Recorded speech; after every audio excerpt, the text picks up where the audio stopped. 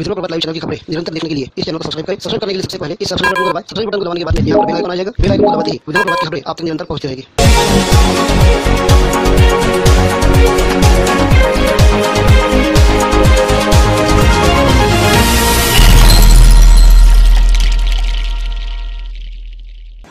नमस्कार, मैं शैलेंद्र सिंह राठौड़ और आप देख रहे हैं विजय प्रभात लाइव। मैं उन सभी पत्रकार भाइयों को एक बहुत ज़रूरी सूचना देना चाहता हूं जो कि ऑनलाइन न्यूज़ पोर्टल व ऑनलाइन न्यूज़ यानी यूट्यूब चैनल चला रहे हैं। एक बहुत बड़ी खुशखबरी मैं आपको इस वक्त देना चाहता हूं कि आपके न्यूज़ पोर्टल या जो आप न्यूज़ चैनल चलाते हैं, मतलब ऑनलाइन जो न्यूज़ चैनल चलाते हैं, इन चैनल या न्यूज़ पोर्टल के लिए किसी भी तरह के सर्टिफिकेट या लाइसेंस की आवश्यकता नहीं है।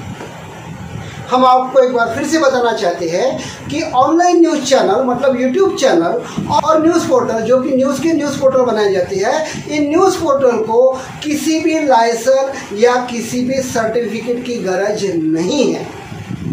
ये हम नहीं कह रहे हैं, ये कह रहे हैं भारत सरकार के जवाबदार मंत्री, जिनमें एक सूचना प्रसारण मंत्री प्रकाश जावड़ेकर व दूसरे हैं कानून मंत्री रविशंकर प्रसाद। इन दोनों मंत्रियों ने अपनी गाइडलाइन जारी करते हुए साफ साफ कह दिया है कि किसी को भी यूट्यूब चैनल मतलब ऑनलाइन चैनल या न्यूज़ पोर्टल चलाने के लिए किसी भी तरह की लाइसेंस यानी सर्टिफिकेट की गरज ही नहीं है। कोई भी ये चैनल चला सकता है, कोई भी न्यूज़ पोर्टल की शुरुआत कर सकता है।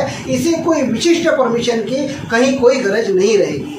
तो सबसे पहले सूचना और प्रसारण मंत्री प्रकाश जावड़ेकर इन्होंने क्या कहा और इन्होंने कौन सी गाइडलाइन जारी की, ये आप सुन लीजिए। जैसे आपको पता है कि नई टेक्नोलॉजी का एक अच्छा फल है कि डिजिटल मीडिया न्यूज़ पोर्ट्स भी बन गए, न्यूज़ पोर्टल्स बन गए। वैसे ही ओटीटी प्लेटफॉर्म आ गया, लेकिन एक फर्क रहा कि जो आप लोग बैठे हैं प्रिंटिंग प्रेस से जो आते हैं, उनको प्रेस काउंसिल का कोड फॉलो करना पड़ता है। लेकिन ऐसा डिजिटल मीडिया पोर्टल को कोई बंधन नहीं है।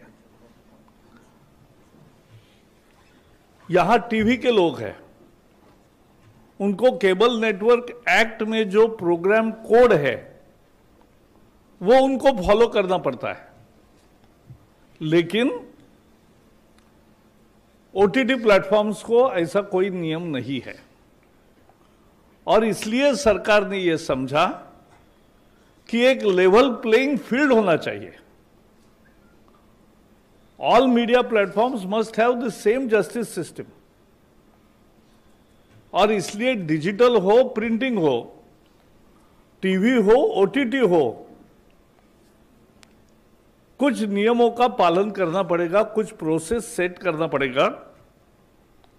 और लोगों की मांग भी बहुत थी और इसलिए हमने तय किया कि एक इंस्टीट्यूशनल मैकेनिज्म सभी मीडिया के लिए होना चाहिए, क्योंकि मीडिया की आजादी लोकतंत्र का आत्मा है। But let me also tell you that every freedom has to be responsible freedom, और उसके लिए we have decided to have 3-tier mechanism for OTT platforms. First, for OTT and digital news media, both will have to disclose their details from where they publish, how they publish, how much is the spread, anything. So that disclosure will come. That is first, information. उनको भी अफवाह फैलाने का, झूठ फैलाने का यह अधिकार नहीं है, किसी को भी नहीं है। As I said, media freedom is absolute but with responsible, reasonable restrictions, and that is the self-restrictions of responsible, that is called responsible freedom. And उस freedom के दायरे में ये दोनों, और ये कानून एक ही है, आईटी का जो MIT का कानून है, उसी के अंदर जो बिजनेस रूल बदले मोदी जी ने और ये जो कंटेंट वाला मुद्दा है, खासकर मीडिया का और ओटीटी और डिजिटल मीडिया, इसका आईएनबी एडमिनिस्टर करेगी। बाकी जो इंटरमीडिएट प्लेटफॉर्म्स है उस पर का संज्ञान आईटी मिनिस्ट्री पहले जैसे कर रही है वैसे ही करेगी। जैसे कि आपने देखा, सूचना और प्रसारण मंत्री प्रकाश जावड़ेकर इन्होंने साफ साफ कहा है कि ऑनलाइन न्यूज चैनल और न्यूज पोर्टल को किसी भी रजिस्ट्रेशन या सर्टिफिकेट की आवश्यकता नहीं है, ये कोई भी शुरू कर सकता है। इसके साथ ही भारत सरकार के दूसरे मंत्री यानी कानून मंत्री रविशंकर प्रसाद, आखिर इन्होंने क्या कहा, ये भी आप सुन लीजिए। सुप्रीम कोर्ट का फैसला है कि internet is not a fundamental right by itself, but the fundamental right of freedom of speech and expression under 19(1) can use internet to exercise that right. So if it is a fundamental right under 19(1), it is subject to 19(2) of the Constitution, which is reasonable restrictions can be imposed in pursuit of safety, security, sovereignty of India, public order, etc. etc. एक बात मैं ये कहना चाहूँगा। और दूसरी बात हम कहेंगे, सभी सोशल मीडिया का स्वागत है, लेकिन बड़े आदर से कहूंगा, there should not be double standards. If an attack is there on Capitol Hill in Congress, then social media support the police action, but there is an aggressive attack on Lal Qila, the symbol of India's freedom, where our prime minister hoisted the national flag, you have double standard. This is plainly unacceptable. तो जैसा कि आपने देखा, भारत सरकार के दो जवाबदार मंत्रियों ने अपने स्टेटमेंट जारी करके ये कहा है कि यूट्यूब चैनल से लेकर न्यूज पोर्टल तक किसी भी चैनल या पोर्टल को रजिस्ट्रेशन यानी लाइसेंस की गरज नहीं है, ये कोई भी शुरू कर सकता है। लेकिन इसमें इन्होंने कुछ सूचनाएं भी जारी की है कि आप कोई भी झूठी खबर नहीं फैला सकते, आप कोई भी अफवाह नहीं फैला सकते। आप अपने चैनल पर या न्यूज़ पोर्टल पर जो भी खबर डालें, इसके फोटो, वीडियो, ऑडियो, कोई ना कोई सबूत आपके पास में रहना ज़रूरी है। मतलब झूठी खबर आप अगर डालते हो तो आपकी जवाबदारी रहेगी, खबर डालने वाला आप पर मानहानि दर्ज कर सकता है अगर आपकी खबर झूठी साबित हो गई है। जैसा कि आप सभी को पता है, विदर्भ प्रभात और प्रभात मीडिया ने कभी भी आज तक कोई भी झूठी खबर प्रसारित नहीं की।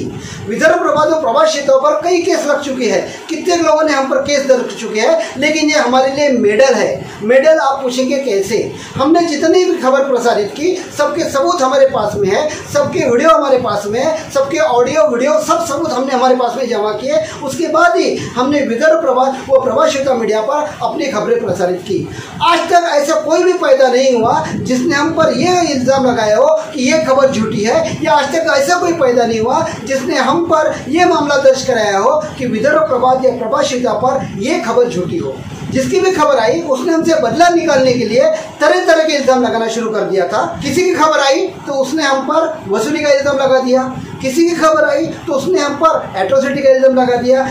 ये सब था अपना बदला निकालने के लिए, क्योंकि उन्हें पता था कि विदर्भ प्रभात या प्रभात मीडिया का हम कुछ नहीं बिगाड़ सकते, पूरे सबूत इन लोगों के पास में है। लीगली तो कुछ नहीं कर सकते, इलीगली करने के लिए इनके पास में रास्ते खुले थे। ऐसे न जाने कितने केस आज विदर्भ प्रभात और प्रभात पर दर्ज है। लेकिन हम आपको फिर से बता डालें कि ऐसे केसेस हमारे लिए मेडल का काम करते हैं, ये हमारा पुरस्कार है।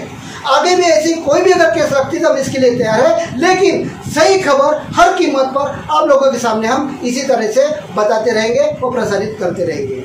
साथ ही सभी दर्शकों को हम यहाँ पर सूचना दे दें, भले ही भारत सरकार ने ये कहा हो, भारत सरकार के मंत्रियों ने ये कहा हो कि चैनल या पोर्टल को रजिस्ट्रेशन या लाइसेंस की गरज नहीं है, लेकिन इसके बावजूद हमने हमारी जवाबदारी समझते हुए हमारा न्यूज़ पोर्टल रजिस्टर्ड कर लिया है और इसका नंबर हमें मिल चुका है। साथ ही अगर हम बात करें हमारे अखबार प्रभात की, तो प्रभात अखबार हमने कुछ सालों पहले ही पब्लिकेशन बंद कर दिया था। तब हमने इसको पूरे प्रोसीजर के साथ में बंद किया था। उस वक्त इसका टाइटल कोड भी था और इसका हमने डिक्लेरेशन भी फाइल करके सब कुछ प्रोसीजर से लगा दिया था। लेकिन कुछ निजी कारणों के चलते हमने एक बार बंद कर दिया था। लेकिन एक बार फिर से हमें प्रभात का नया टाइटल कोड मिल गया है, नए टाइटल कोड नंबर के साथ में, जिसका शुभारंभ हम अब अगले माह से करने जा रहे हैं। इसका मतलब विदर्भ प्रभात न्यूज चैनल, विदर्भ प्रभात न्यूज़ पोर्टल व प्रभात हिंदी अखबार, एक साथ में 3 मीडिया आपके सेवा में उपस्थित रहने वाले हैं। तो सभी पत्रकार भाइयों से हमारा ये कहना रहेगा, जिस किसी का भी न्यूज़ पोर्टल है, जिस किसी ने भी ऑनलाइन न्यूज़ चैनल शुरू किया है, वो बिना किसी डर के अपना काम पूरी ईमानदारी से करते रहे। किसी से डरने की गरज नहीं है, आपको किसी भी लाइसेंस या रजिस्ट्रेशन की गरज नहीं है। आप अपना चैनल शुरू कीजिए, आप अपना पोर्टल शुरू कीजिए और पूरे ईमानदारी के साथ में सभी कालाबाजारियों को, सभी काले करने वालों को सबके सामने ला कर रखिए। तो इसी तरह की खबरों के साथ में हम आपसे आगे भी मिलते रहेंगे। तब तक के लिए इजाज़त दीजिए। नमस्कार।